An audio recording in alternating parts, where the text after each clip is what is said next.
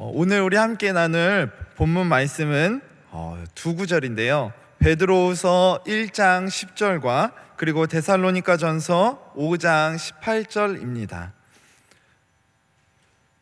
먼저 베드로후서 1장 10절을 먼저 화면을 보면서 같이 읽도록 하겠습니다. 베드로후서 1장 10절 먼저 함께 나누도록 하겠습니다.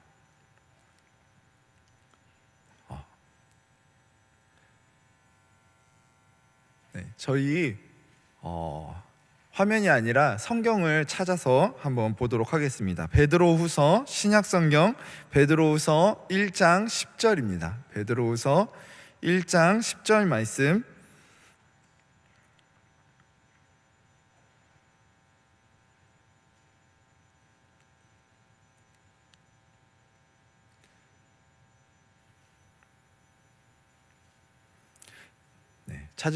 찾으셨으면 함께 읽도록 하겠습니다. 그러므로 형제들아 더욱 힘써 너희 부르심과 택하심을 굳게 하라. 너희가 이것을 행한즉 언제든지 실족하지 아니하리라. 아멘. 데살로니가전서 5장 18절입니다. 데살로니가전서 5장 18절 말씀을 함께 읽도록 하겠습니다. 화면 보시면서 함께 읽도록 하겠습니다. 범사에 감사하라. 이것이 그리스도 예수 안에서 너희를 향하신 하나님의 뜻이니라. 아멘. 사랑하는 성도 여러분, 지난주 우리는 하이델베르크 교리문답 83문에서 85문까지의 내용을 함께 나누면서 무엇에 대해서 나누었습니까? 이 83문과 그리고 85문까지의 내용은요, 우리에게 두 가지를 전해주고 있습니다. 그것은 첫 번째로 복음 선포에 대한 부분이었고요, 두 번째로는 권징에 대한 부분이었습니다. 그러면서 이 하이델베르크 교리문답에서는 이 두 가지를 놓고 거룩한 천국의 열쇠라고 우리에게 정리를 해주고 있는데요, 이 열쇠라는 것의 특징은 무엇일까요? 잠긴 것을 열 수도 있고 잠글 수도 있다라는 두 가지의 특징이 있죠. 지난주 83문에서 이 85문은 이처럼 그리스도의 명령을 따라서 참된 믿음으로 선포되어진 그 복음의 약속을 받아들일 때에 천국의 문이 열리며, 반대로 선포된 말씀에도 돌이키지 않고 믿지 않고 그리고 외식하는 자에게는 천국의 문이 닫힌다라고 우리에게 말씀했습니다. 그리고 교회의 권징 또한 마찬가지입니다. 이 교회의 권징이란 것은 선을 권하고 그리고 악을 징벌하는 것을 이야기하는데, 권징을 받아서 그것을 받아들여서 돌이킨다면은 천국의 문이 열리게 되지만, 반대로 그것을 거부한다라면은 천국의 문이 닫히게 된다라는 것이었죠. 이는 그리스도인으로서 합당한 삶으로 나아가느냐, 그것을 거부하고 다른 길로 나아가느냐의 문제를 다루고 있는 것입니다. 이는 그리스도인으로서 우리가 그 부분에 대해서 정말로 어떻게 반응해야 되는지에 대해서 전해주고 있다는 거죠. 이처럼 지난주 나눈 내용은 교회 공동체를 통하여서, 이 교회라는 공동체를 통하여서 복음의 선포와 그리고 권징이라는 이 두 가지가 꼭 이루어져야 한다라는 것을 우리에게 전해 주었습니다. 오늘 나누게 될 이 86문과 그리고 87문에서는 과연 어떤 메시지를 전해주고 있는 것일까요? 오늘 나누는 부분부터 이 하이델베르크 교리문답의 제3부가 시작됩니다.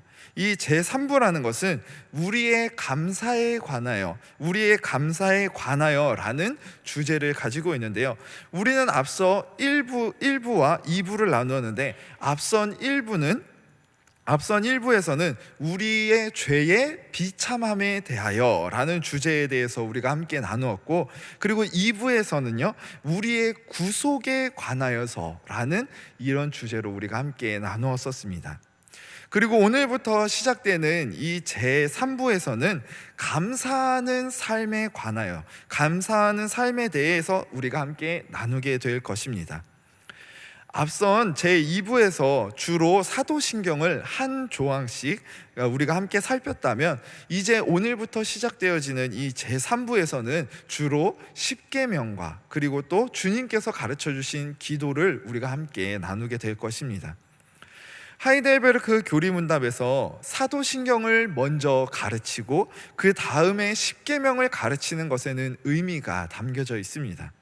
먼저 이 사도신경을 통하여서 이 구원의 도리를 먼저 가르친 후에 십계명을 가르치는 것은 십계명을 지켜서 구원을 받는 것이 아니라 구원을 얻은 사람이 지키게 되는 것, 구원을 얻은 사람이 감사한 마음으로 지키는 것이 바로 십계명이다라는 것을 우리에게 전해주고 있는 것이죠. 만약 십계명을 지킴으로 구원을 얻게 된다고 생각한다면 그것은 율법주의로 빠지게 되는 것입니다. 구원은 우리의 공로나 노력으로 얻는 것이 아닌 오직 주님의 은혜로 말미암아 주어지는 선물이기 때문이죠. 그렇다고 해서 율법이 쓸모없는, 그리고 버려야 하는 것이다 라고 생각한다면 그것 또한 잘못된 생각입니다. 왜냐하면 그 안에는 하나님의 백성으로서 어떻게 살아야 하는지에 대한 메시지가 담겨져 있기 때문이죠. 그렇기에 십계명을 지켜서 구원 얻는 것이 아니라 십계명은 구원 얻은 자가 감사한 마음으로 지키는 것이라는 사실을 우리는 우리 마음 가운데 새겨야 할 것입니다. 그런데 하이델베르크 교리문답에서는 본격적으로 이 십계명을 다루기에 앞서 한 가지의 주제를 다루고 있습니다. 그것이 무엇인지 우리 하이델베르크 교리문답 86문의 질문을 한번 읽어보도록 하겠습니다. 86문입니다. 우리의 공로가 조금도 없이 그리스도로 말미암아 오직 은혜로 우리의 죄와 비참함으로부터 구원을 받았는데 우리는 왜 또한 선행을 해야 합니까? 우리가 함께 읽은 이 86문이 이야기하는 것처럼 그 주제란 바로 선행과 구원의 관계입니다. 86문에서는 우리가 그리스도의 은혜로 죄와 그리고 비참함에서 구원을 받았다면 왜 선행을 해야 합니까? 라고 질문을 하고 있습니다. 이 질문은 지금까지 우리가 이 구원은 우리의 선행이 아닌 오직 은혜로 얻는 것이라고 강조했는데, 다시금 우리의 행함, 즉 선행을 해야 한다라고 가르치는 것은 모순 아닙니까? 라는 생각에서 비롯된 것입니다. 그런데 이런 생각은 구원과 이 선행이라는 것의 관계를 잘못 이해한 데서 오는 것입니다. 만약 우리가 이처럼 구원과 선행의 관계에 대해서 잘못 이해한다면 우리는 어떤 길로 빠질 수 있을까요? 크게 두 가지의 잘못된 길이 있는데, 첫째는 반율법주의입니다. 이것은 사람이 은혜로 구원을 받았다면 더 이상 십계명은 필요가 없다라고 주장하는 것입니다. 하나님의 은혜만을 강조하며 율법은 무시해버리는 것이죠. 둘째는 신율법주의입니다. 이것은 우리가 은혜로 구원을 얻는다고 해도 선행을 통하여서 선행을 해야 우리 온전한 구원이 완성된다라는 주장입니다.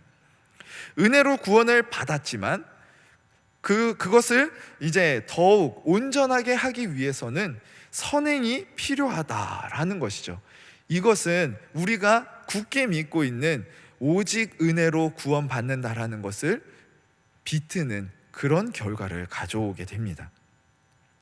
한쪽은 은혜와 그리고 율법 중에 율법을 완전 무시하는 극단적인 선택으로 나아갔고, 또 한쪽은 선행이 온전한 구원을 얻는 것에 필요하다라고 주장을 하며 오직 은혜를 외치는 우리의 기본 믿음을 흔들어 놓고 있는 것입니다.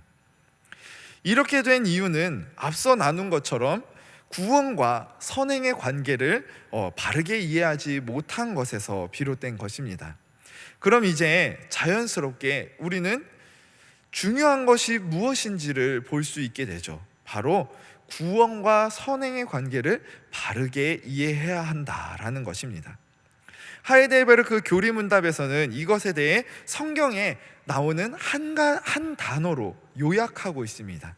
그것은 바로 열매라는 단어이죠. 우리 하이델베르크 교리문답 86문의 답을 함께 읽어보도록 하겠습니다. 86문의 답입니다.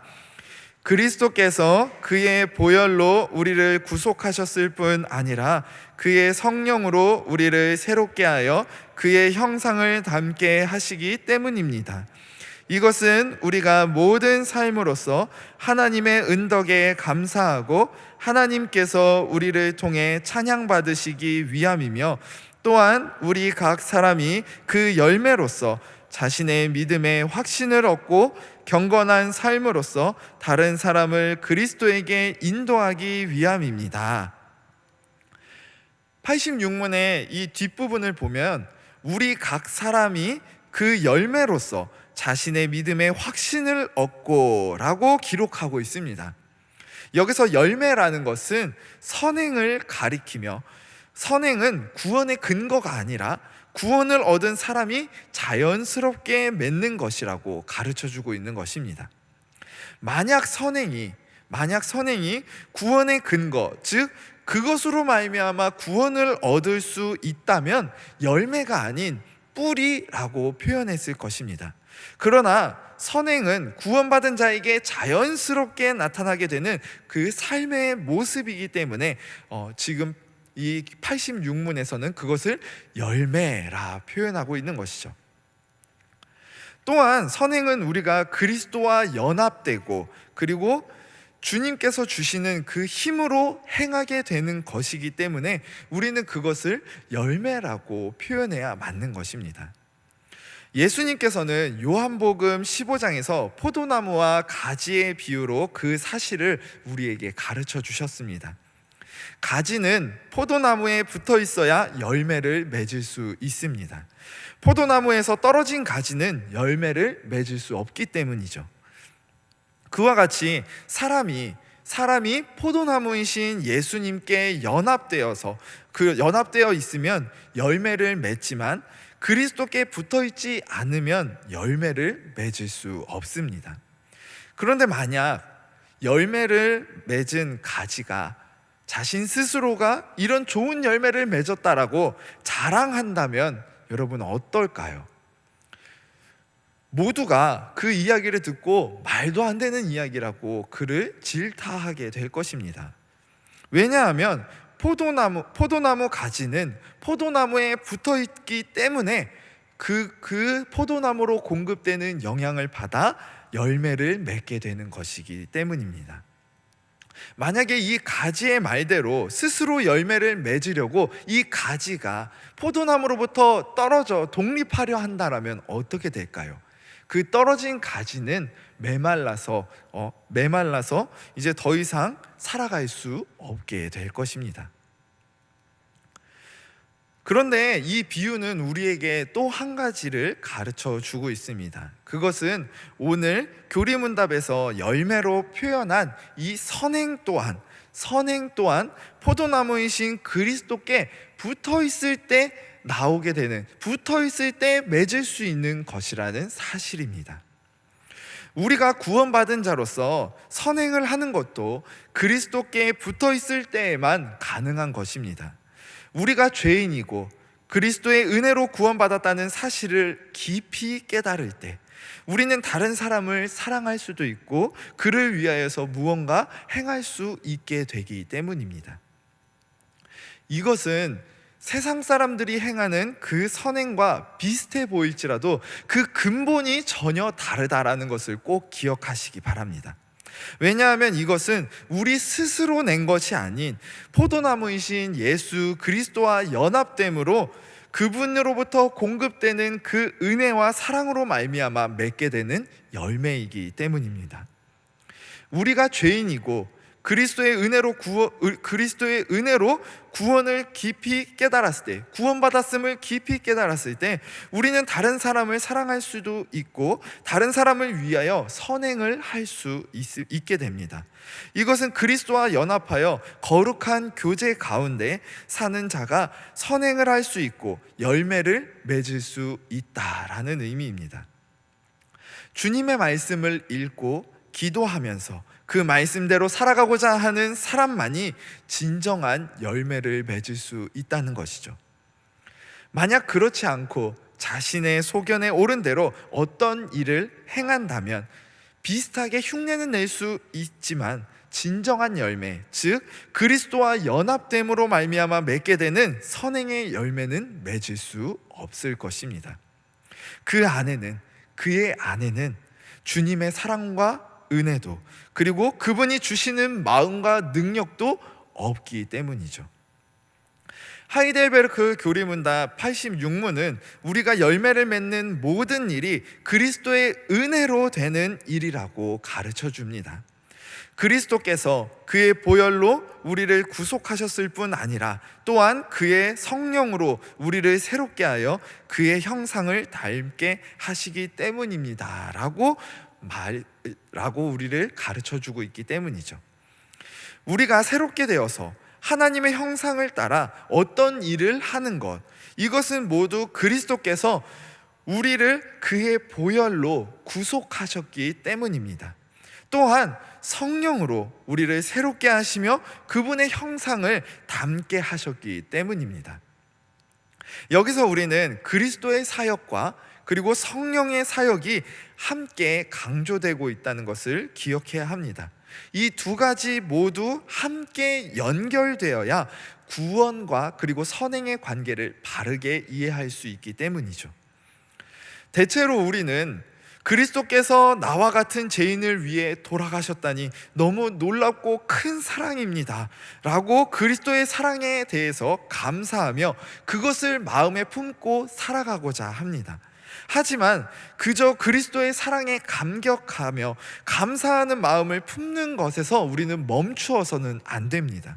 왜냐하면 우리는 그리스도의 그 은혜 안에서 자라가야 하는, 그리고 성숙해져 가야 하는 주의 자녀들이기 때문이죠. 머물러서 멈춰 있다는 것은 우리의 마음을 차갑게 하고 그리고 무뎌지게 만듭니다. 처음 주님의 사랑을 느끼고 감격했던 그 순간과 그리고 그 감정에 머물러 있다는 것이 아닌 그 감정이 점점 식어지고 주님을 향한 마음이 무뎌진다라는 것을 우리에게 느끼게 해주기 때문이죠. 그렇기에 우리는 그리스도의 은혜 안에서 자라가야 하는데, 그럼 어떻게 해야 은혜 가운데에서 자라갈 수 있을까요? 우리는 이것을 구속의 역사 안에서, 곧 예수님께서 완성하신 이 유월절과 그리고 성령께서 오신 이 오순절 가운데에서 함께 찾아보아야 합니다. 예수님께서는 우리 죄를 위해 어린 양이 되어주셔서 생명을 내어주셨고, 부활하신 후에 40일 동안 제자들과 함께 하시면서 하나님 나라의 일을 가르쳐 주셨습니다. 그리고 열흘 후에 성령을 보내주셨습니다. 만약 갈보리 십자가를 바라보며 머물러 있으려고 한다라면은 자기 그 죄의 짐을 십자가에서 다 벗었다고 찬송은 할 수 있겠지만 그 다음 우리의 삶을 어떻게 해야 할지 알지 못할 것입니다. 은혜는 강조하지만 그 이후에 성도의 삶이 따라오지 못하게 되는 것이죠. 그리스도께서는 부활하셨고 지금은 하나님 우편에 계십니다. 거기에서 성령을 교회에 보내주셨을 뿐만 아니라 지금도 말씀으로 그리고 말씀과 성령으로 그의 백성들을 다스리고 계십니다. 그리고 성령으로 우리를 새롭게 해주시며 하나님의 형상을 닮아가게 하고 계십니다. 그렇기에 우리는 그리스도의 사랑과 은혜를 깨닫고 감사하면서도 동시에 새로운 피조물로서 맡겨주신 사명을 감당하며 하나님의 형상을 닮아간다는 사실을 마음 가운데 새겨야 할 것입니다. 그것이 진정한 믿음의 삶이기 때문입니다. 그러면 우리는 성령으로 새롭게 되어 하나님의 형상을 나타내는 것이 선행이라는 것을 발견하게 됩니다. 왜냐하면 주님께서는 성령으로 우리를 새롭게 하셔서 우리로 하여금 하나님의 형상을 따라 맡겨주신 일을 행하도록 하시기 때문입니다. 이것은 형상이 새로워진다라는 이 말이 하나님께서 맡기신 일을 행한다라는 뜻임을 우리에게 보여주고 있는 것입니다. 우리는 하나님의 형상이 사람의 자질이 아니라 사명이나 직분과 관련되어 있다는 것을 하이델베르크 제6문에서 함께 배웠습니다. 하나님께서 사람을 하나님의 형상으로 창조하신 것은 사람이 하나님을 대리하여서 이 땅에 있는 모든 것을 다스리도록 하려 하심이었습니다. 사람이 죄를 지어서 그 영광스러운 지위를 박탈당했지만 하나님께서는 그리스도 안에서 성령으로 우리를 새롭게 하셔서 그분의 형상을 담게 하십니다. 그리고 우리가 부활의 몸을 입고서 그리스도와 함께 만물을 다스리게 될 때에 이 말씀의 뜻이 분명하게 드러날 것임을 전해주고 계십니다. 성령으로 새롭게 되어서 하나님의 형상을 닮아간다는 말이 굉장히 짧지만 이러한 역사가 담겨져 있음을 우리는 기억해야 할 것입니다. 한편으로는 이 창세를 가리키면서 하나님의 선하신 창조를 생각하게 하고, 또 다른 한편으로는 마지막 날에 이제 그 부활과 그리고 우리를 새롭게 하실 그 날에 온전히 이루어질 것을 소망하게 하는 것이죠.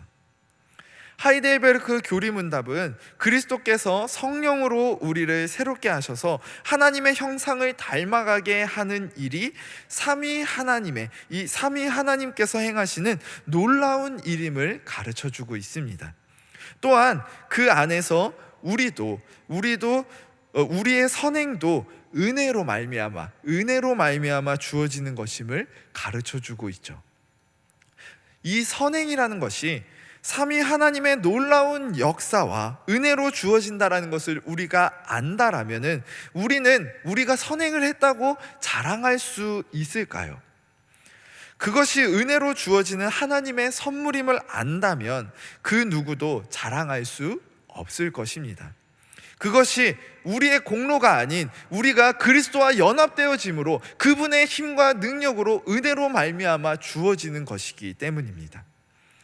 86문에서는 사람이 선행을 하는 목적을 하나님과 그리고 자신과 타인에 대한 목적으로 나누어서 가르치고 있습니다. 첫째로, 선행은 하나님의 복주심에 대해 말로 감사할 뿐 아니라 은혜로 맺은 열매를 주님께 돌려드리면서 감사하는 것입니다. 이것은 그 선행이 자신의 힘으로 이룬 것이 아니라 오직 성령의 은혜로 된 것이라는 것을 고백하는 것이죠. 둘째로, 선행은 스스로의 믿음에 확신을 줍니다. 이것은 베드로후서 1장 10절을 보면 알 수 있는데, 우리 화면을 보면서 베드로후서 1장 10절을 함께 읽어보겠습니다. 그러므로 형제들아, 더욱 힘써 너희 부르심과 택하심을 굳게 하라. 너희가 이것을 행한즉 언제든지 실족하지 아니하리라. 아멘. 이 말씀은 분명 힘써 부르심과 택하심을 굳게 하라라고 말씀하고 있습니다. 이것은 나는 천국 가는 표를 사두었으니까 이제는 됐다라는 식으로 생각하는 것이 틀렸다라는 것을 분명히 지적하고 있는 것이죠. 이는 하나님을 이용하여서 자기 스스로 위안을 얻으려고 하는, 그리고 자기 멋대로 살아가려고 하는 잘못된 마음에서 비롯된 생각이기 때문입니다. 성경 말씀은 열매로 예정의 사실을 더 확실하게 나타내라 라고 말씀합니다. 이는 반드시 그 삶에 열매가 있어야 한다라는 사실을 가르쳐 주는 것이죠. 성경은 그 어디에서도 예정되었으면 나중에 어차피 다 돌아오니까 지금은 대충 살아도 된다라고 가르친 적이 한 번도 없습니다. 그리고 우리의 삶 가운데 정말로 그 열매가 나타남으로 말미암아 그가 구원받은 자인지를 알 수 있다라고 말씀하고 있는 것이죠. 그리고 셋째로는 이제 타인에 대한 부분입니다. 선행은 다른 사람들을 그리스도께로 인도합니다. 선행이 없이 말로만 우리가 권해서는 다른 사람을 예수 그리스도께로 인도하기가 어렵습니다.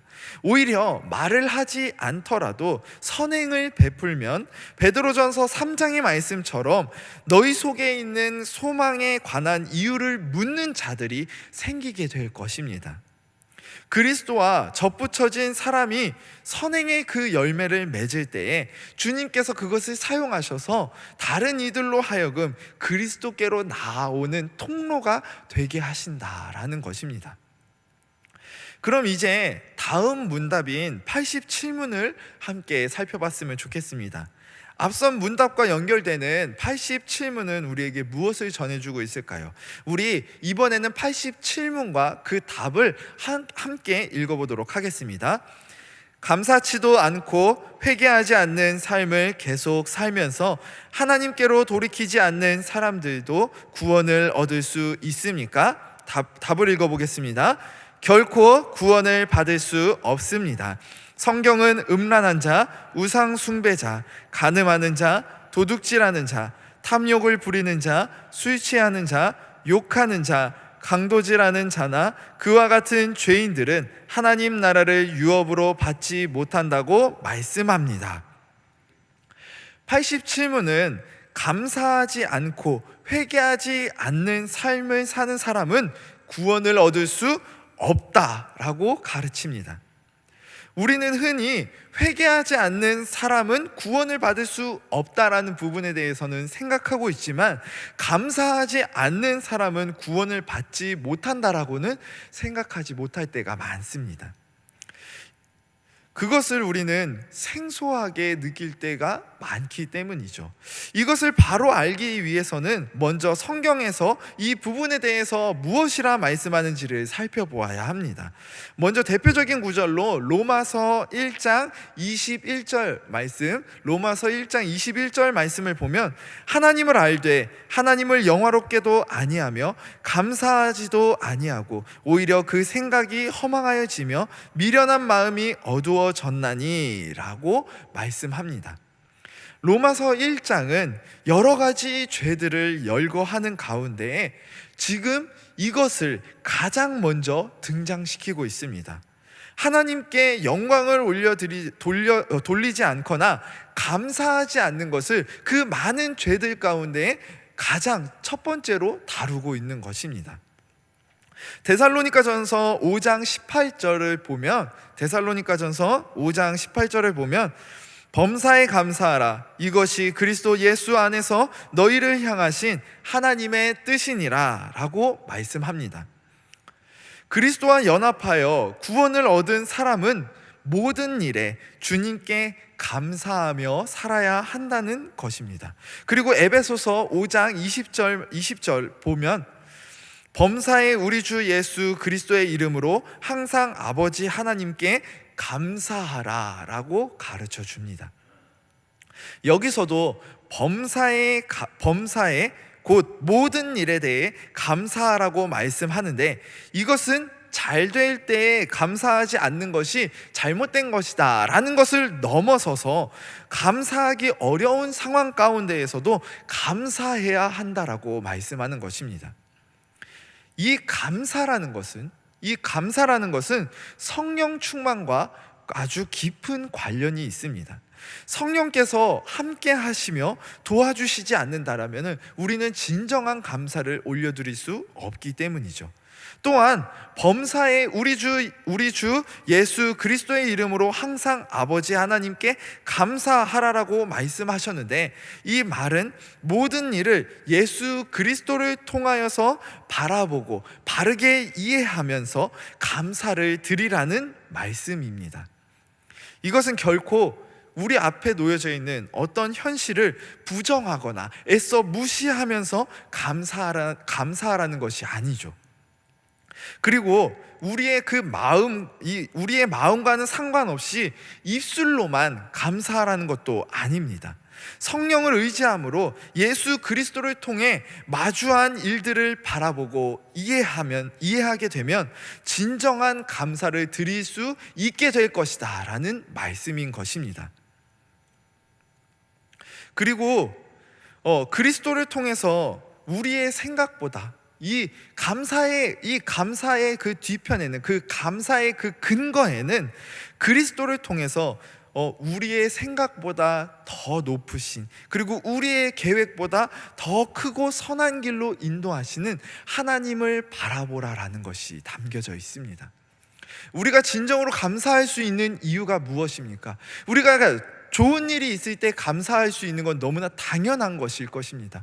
그러나 우리가 좋은 일이 없더라도, 그리고 오히려 우리의 마음을 어렵게 하는 일들이 있을지라도 우리가 감사할 수 있는 이유는 바로 우리의 생각과 우리의 계획보다 더 높고 더 선하게 인도하시는 우리 하나님 아버지가 계시기 때문이죠. 그런데 우리의 삶을 돌아보면 우리는 매우 상대적인 감사를 드리고 있었다는 것을 발견하게 됩니다. 왜냐하면 주님께로부터 어떠한 것을 받고 우리가 감사하고 있다가도 지금 우리 옆에 있는 다른 사람이 더 큰 은혜를 받았다라면은, 더 좋은 것을 받았다라고 우리가 느낀다라면은 우리가 감사하던 그 마음이 사라져 버리기 때문이죠. 하지만 우리는 그리스도께 속하였고 우리의 삶의 의미는 그리스도 안에 있다라는 것을 기억해야 합니다. 그러므로 우리는 자신이 다른 사람에 비하여서 무언가를 더 이루었고 무언가를 덜 가졌다라는 것을 살피는 것에서 벗어날 필요가 있는 것입니다. 범사에 우리 주 예수 그리스도의 이름으로 항상 아버지 하나님께 감사하며 라고 가르친 말씀처럼 모든 일을 그리스도 예수의 이름으로 행하고 이룬 것이 있으면 하나님께 영광을 돌려드리면서 살아가는 것, 그것이 바로 우리 삶의 의미이기 때문입니다. 그리스도를 떠나서는 다른 사람과의 관계에, 그리스도를 떠나서 우리가 다른 사람과의 관계에 의미를 부여한다라면 우리는 불평불만하며 진정한 감사를 올려드릴 수 없을 것입니다. 그리스도와 연합되지 못하면 세상의 강한 바람에 이리 흔들리고 저리 흔들리며 우리는 휩쓸려 갈 수밖에 없기 때문이죠. 그러므로 우리는 그리스도의 크신 사랑으로 말미암아 그분과 연합된 자들임을 날마다 기억하며 그분의 이름으로 모든 일들을 행하며 그분께 합당한 감사를 올려드리는 범사에 감사하는 믿음의 삶을 나아가야 할 것입니다. 마지막으로 교회 안에서 다른 사람들을 보며 이렇게 생각하시는 분들이 있을 수 있습니다. 똑같이 저 사람도 예수님을 믿고 나도 예수님을 믿는데 왜 저 사람은 나보다 더 많은 복을 누릴까? 라는 생각 말이죠. 이런 생각이 드는 이유는 하나님께서 교회 공동체 가운데에 가난한 사람, 부유한 사람, 그리고 지식이 많은 사람, 지식이 적은 사람을 차별 없이 모두 부르셨기 때문입니다. 하나님께서는 어떤 부류의 사람만을 교회에 모아놓으시고 끼리끼리 잘 살라고 하신 적이 없으십니다. 여러 가지 환경이나 그리고 경험, 또한 성격과 생각 등의 많은 차이가 있지만 하나님께서는 그런 부분들을 획일화시켜서 같아야 한다라고 말씀하신 적도 없습니다. 그럼 하나님께서는 무엇을 말씀하셨을까요? 그런 교회 공동체에 다양한 사람들이 모든 일에 우리 주 예수 그리스도의 이름으로 하나님께 항상 감사해야 한다라고 말씀하셨죠.